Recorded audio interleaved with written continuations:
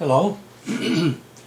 This is May the 22nd, 2016, and this is Paul Humber speaking now.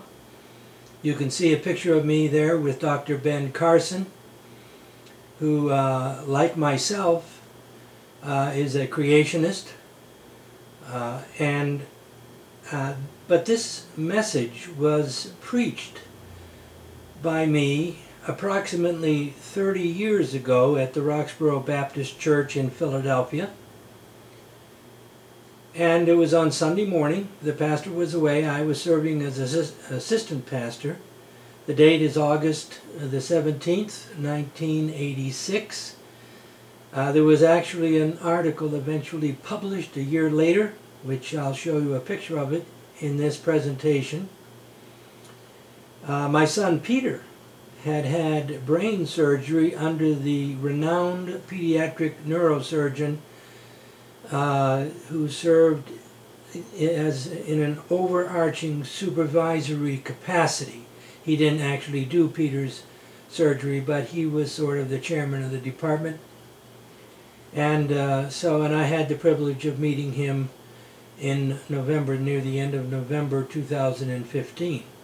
He was running for presidency at the time. So let us begin the sermon, the message of almost 30 years ago. This morning I'd like to talk about a subject that is very important and one that I believe we need to give attention to somewhere during the church calendar at some point. And I don't know that I've heard a message dealing with this since I've been here at Roxborough Baptist Church, and so it perhaps is time for us to consider the topic. I've entitled the message, Apartheid, the Bible, and You, and you can get a sense that basically what I'm dealing with here is the question of racial hatred, and there is a problem in that regard in the world, as you well know. If you've been listening to the newscast, you think about South Africa. There is also a problem of racial hatred in our own country. There is a magazine that came in just recently, Christianity Today, that speaks about various neo-Nazi groups and pseudo-Christian groups in this country that are showing something of this problem, dealing with the question of race and believing in white supremacy and so on. And not only that, but there is a problem in our own city, the city of Philadelphia, with respect to various individuals moving into certain neighborhoods and the response that is received as a consequence and so on. But even more importantly, I think we need to consider the topic of racial hatred, not just on the international scene or on the national scene, or even with respect to Philadelphia, but more specifically Roxborough Baptist Church, and even more specifically, what is the attitude of our own hearts. This particular article that I made mention, this is in the August 8th issue of this year. The article is entitled, White Supremacists Take on Trappings of Religion. And it says, basic to this pseudo-Christian movement known as the identity churches or Christian identity is the doctrine of the superiority of the white race. Claiming biblical support for their beliefs, identity preachers teach that blacks, Jews, and other non-white groups occupy the same spiritual level as animals, that Aryan whites are God's chosen people, and that Jesus was not really a Jew. That's what this article says. It also says on the next page that Christians are slow to respond. It says, Christians have been slow to respond to the threats posed by white supremacist ideology. Now, I am not a social gospel preacher, and I don't generally deal with this topic, but the point is that not only is this a big issue and an important one, the Bible itself does speak to this issue. And Paul said to the elders of Ephesus that he did not cease declaring unto them the whole counsel of God.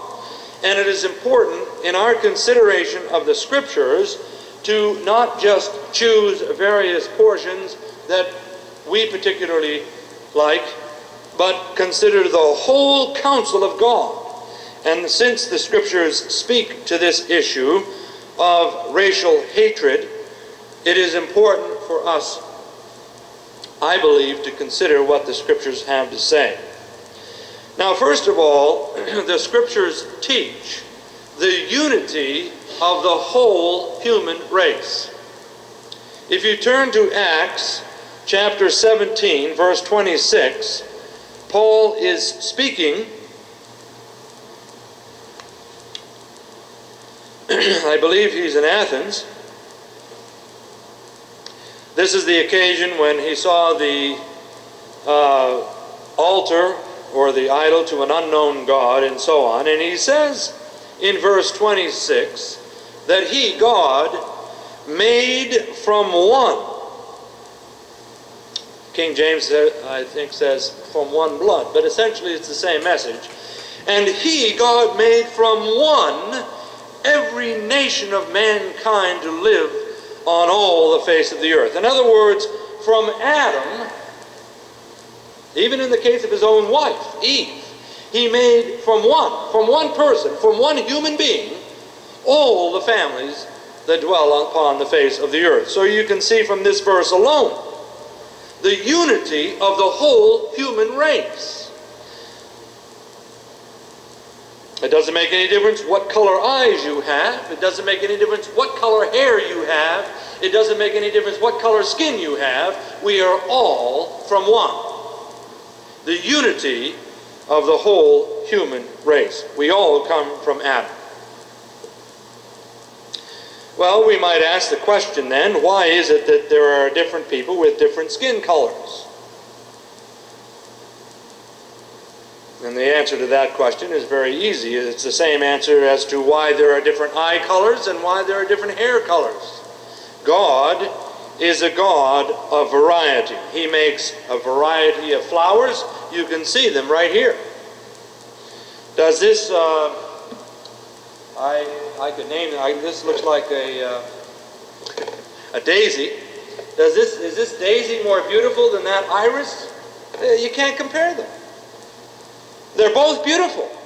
And I could talk, probably showing my ignorance about flowers at greater length, perhaps. I'm not sure what these are called. I'm curious. But whatever they are, they're certainly beautiful. But the point is that who can say that one flower is more beautiful than another? God is a God of variety. And that's why there are different skin colors, that's why there are different eye colors, and that's why there are different hair colors. When we think of a symphony orchestra, we don't say, now we need the violins, but we don't need those trumpets over there. It is true that a trumpet doesn't sound like a violin, but they're both beautiful. And together, it makes a tremendous symphony of sound. And so instead of despising the fact that there are differences in the world, we should rejoice at God's tremendous display of creation and variety in the universe. So we see then from this passage, Acts 17, the unity of the whole human race. But we might go on to ask the question, but does the Bible explicitly say that racism is wrong? And I would encourage you to turn to the book of James. Now, James was the Lord's half-brother. James was a son of Mary and Joseph. And you say, well, in what sense is he a half-brother? Well, Jesus, his father was not Joseph. Joseph was Jesus' legal father. but not his biological father. Jesus was virgin born of a virgin. However, he had some younger brothers, and James had the privilege of having Jesus as an older brother. And James tells us in the 2nd chapter, verse 9, and this has many ramifications. It says, "But if you show partiality in any different area," it's not restricted to showing partiality to the rich over the poor. It's in any area. If you show partiality, you are committing sin and are convicted by the law as transgressors. Racism is sin. Showing partiality is sin. The Bible is opposed to racism, to that view that perhaps I can treat this human being differently than I treat this human being. Showing partiality is sin. The scriptures tell us that God is not a respecter of persons. What about the Lord Jesus Christ himself? If you turn to the 12th chapter of the Gospel according to John, you will hear Christ's own words. He says in the 12th chapter of John, verse 32, "And I, if I be lifted up from the earth," he's speaking about the cross, "will draw all men to myself." When Jesus uses that phrase, all men, he is speaking about all men without distinction. He is talking to Jews, and he is telling them, this gospel, what I'm about to do on the cross, is not just for the Jews. It's for all men. It's for Gentiles and Jews. It's for black and white and red and yellow, however you want to describe the various groups. But for all men, Jesus' purpose for coming to this earth is to draw all types of men to himself. And you'll see the fulfillment of that, at least in some measure, in the 2nd chapter of Acts. You'll see people gathered from all areas around the Mediterranean coming to faith in Jesus Christ. Beginning with the 5th verse of the 2nd chapter of Acts, we read, "Now there were Jews living in Jerusalem, devout men, from every nation under heaven. And when this sound occurred, the multitude came together and were bewildered, because they were each one hearing them speak in his own language. And they were amazed and marveled, saying, Why are not all these who are speaking Galileans? And how is it that we each hear them in our own language to which we were born? Parthians and Medes, Elamites and residents of Mesopotamia, Judea and Cappadocia, Pontus and Asia, Phrygia and Pamphylia, Egypt and the district of Libya around Cyrene, and visitors from Rome, both Jews and proselytes, Cretans and Arabs. We hear them in our own tongue speaking of the mighty deeds of God. And they continued in amazement and were greatly perplexed, saying to one another, What does this mean? And so on. And then we read in verse 41, So then those who had received his word were baptized, and there were added that day about 3,000 souls. And they were continually devoting themselves to the apostles' teaching and to fellowship and to breaking of bread and to prayer. It doesn't say that this group from Egypt went their way, this group from Libya went their way, this group from Asia went their way. No, they were all together worshiping the Lord. Jesus said, If I be lifted up, I will draw all men unto me. There is no room in Scripture for racism. These people in this article that are claiming the Bible as an authority for what they're doing, they have no authority in the Scriptures.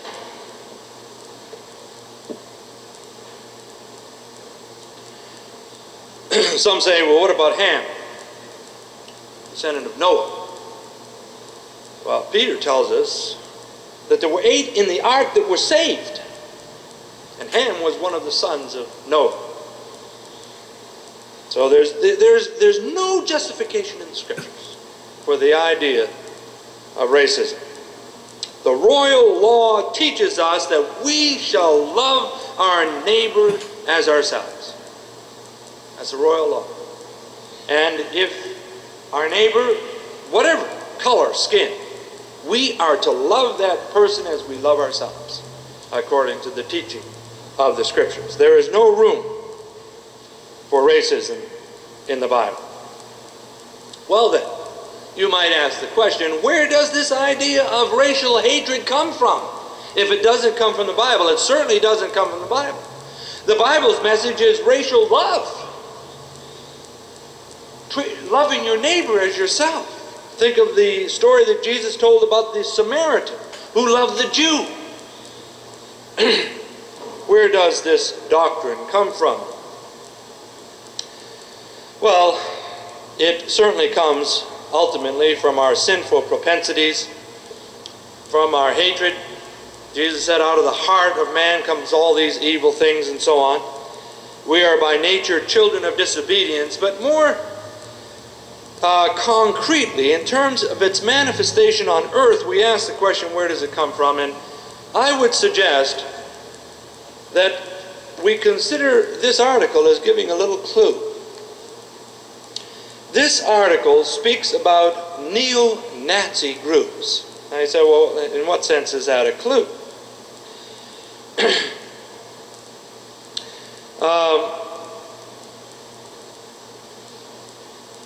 Ku Klux Klan and neo-Nazi groups in the United States. Well, I'm sure that you are aware that Adolf Hitler believed in the supremacy of the Aryan race.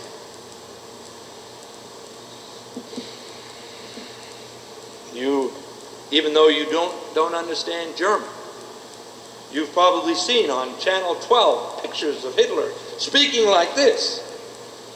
And much of what he is saying is talking about the superiority of the Aryan race. And these are neo-Nazi groups that are doing this. And you ask the question, well, where did Hitler get this idea? What motivated Hitler? And at this point, I would like to suggest something that does touch our lives, and I'd like you to stay with me for a little bit. I'm quoting D. Gaiman, The Scientific Origins of National Socialism, Social Darwinism in Ernest Haeckel and German Monist League. And he says of Hitler, that Hitler, quote, stressed and singled out the idea of biological evolution as the most forceful weapon against traditional religion, and he repeatedly condemned Christianity for its opposition to the teachings of evolution. For Hitler, evolution was the hallmark of modern science and culture, and he defended its veracity as tenaciously as Haeckel. And you say, are you really suggesting, Paul, that the doctrine of evolution actually promotes racism? Well, let me quote Stephen Jay Gould, who is not a professing Christian as far as I know. In fact, I think he is a professing Marxist, and he is an avid evolutionist and an anti-creationist. This is what he said, and I'm quoting from his Ontogeny and Phylogeny, 1977. Biological arguments for racism may have been common before 1859 when Darwin's Origin of Species came out. But they increased by orders of magnitude following the acceptance of evolutionary theory. And you say, well, what about Charles Darwin himself? Did he say anything that might possibly promote racism? I have here a copy of The Origin of Species and The Descent of Man from the Roxborough Library, and would like to read two portions from his Descent of Man. The first one is from page 521. And you tell me whether this promotes racism. At some future period, I'm quoting, not very distant as measured by centuries, the civilized races of man, and by that he means white man, will almost certainly exterminate and replace the savage races, that means blacks, throughout the world. I'm continuing. At the same time, the anthropomorphous apes will no doubt be exterminated. The break between man and his nearest allies will then be wider, for it will intervene between man in a more civilized state, as we may hope even than the Caucasian, and some ape as low as a baboon, instead of as now between the Negro or Australian, and by that he means Aborigine, and the gorilla. He puts the Aborigine, the Negro, and an ape between civilized man and the baboon. Let me give you another quotation. Page 548. It has often been said that man can resist with impunity the greatest diversities of climate and other changes, but this is true only of the civilized races. Man in his wild condition seems to be in this respect almost as susceptible as his nearest allies, the anthropoid apes, which have never yet survived long when removed from their native country. You say, well, surely modern biologists don't adhere to this. They reject this concept that somehow the black person is closer to the apes than the white person.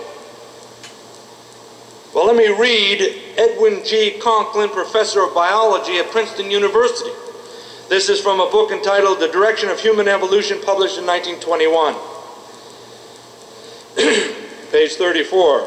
Comparison of any modern race with the Neanderthal or Heidelberg type shows that all have changed, but probably the Negroid races more closely resemble the original stock than the white or yellow races. End of quote. Here's another quotation, page 53. Quote, every consideration should lead those who believe in the superiority of the white race to strive to preserve its purity and to establish and maintain the segregation of the races, for the longer this is maintained, the greater the preponderance of the white race will be. You say, but Paul, what about today? That's back in 1921. I have before you an issue of the National Geographic, November 1985. That's less than a year away. And I have, from that issue, a fold-out showing man's ancestry, and I want you to see how there is a change from darker to lighter skin. It goes from the anthropoid apes, darker skin, to the modern man, lighter skin. There's no justification for that. What are the lessons for us as Christians? Take a look at Romans chapter 12. Paul tells us here in Romans 12, verse 2, and do not be conformed to this world. We have given our birthright for a mess of pottage. Do not be conformed to this world. Don't let the world squeeze you into its own little mold. But be transformed by the renewing of your mind, that you may prove what the will of God is, and that which is good and acceptable and perfect.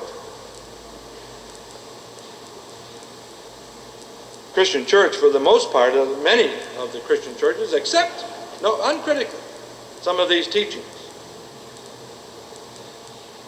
Notice how even in this article, it seems to be affected by that evolutionary mentality. It says, identity preachers teach that blacks and Jews and other non-white groups occupy the same spiritual level as animals. Seems to remind me of some of the things that we've been reading.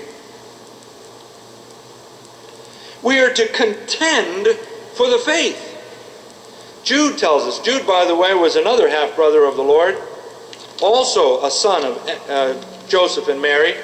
And he says in the 3rd verse of his epistle, just immediately prior to Revelation, he says, Beloved, while I was making every effort to write to you about a common salvation, I felt the necessity to write to you appealing that you contend earnestly for the faith, which was once for all delivered to the saints. Paul tells us that we are destroying speculations and every lofty thing raised up against the knowledge of God, and we are taking every thought captive to the obedience of Christ.